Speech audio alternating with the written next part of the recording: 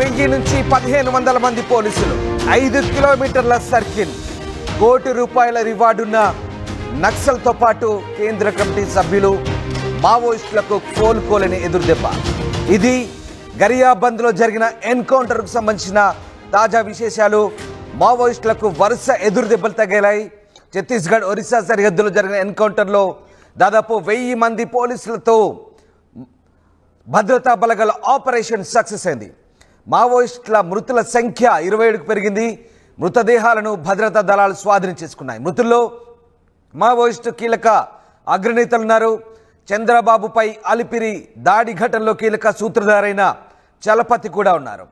ఇక ఎన్కౌంటర్లో కేంద్ర కమిటీ సభ్యుడు చలపతి మృతి చెందినట్టుగా మావోయిస్టు దాడి ఘటనకు సంబంధించి భద్రతా దళాలు ధృవీకరించాయి.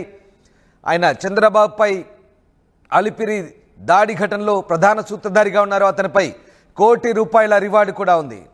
మరోవైపు కేంద్ర కమిటీ సభ్యులు మనోజ్, గుడ్డు, బాలన్న, నల్లగొండకు చెందిన మావోయిస్టు హనుమంతు ఇలా కీలక నేతలు ఉన్నారు. దాదాపు 27 మందిని కాల్చి చంపాయి భద్రతా దళాలు. డ్రోన్లతో మావోయిస్టు కదలికలను గుర్తించి నలువైపులా చుట్టుముట్టి విరుచుకుపడ్డారు. 1000 మందికి పైగా జవాన్లు. 50 గంటలకు పైగా ఆపరేషన్ కొనసాగుతోంది. ఇంకా సెర్చింగ్ ఆపరేషన్ కొనసాగుతుంది. ఎన్కౌంటర్ ఇంకా కంటిన్యూ అవుతున్నట్టుగా తెలుస్తోంది. ఇది గొప్ప విజయంగా అభివర్ణించారు కేంద్ర హోంమంత్రి అమిత్ షా. ప్రస్తుతం ఆ ప్రాంతంలో ఇంకా భద్రతా దళాల కూంబింగ్ కొనసాగుతోంది.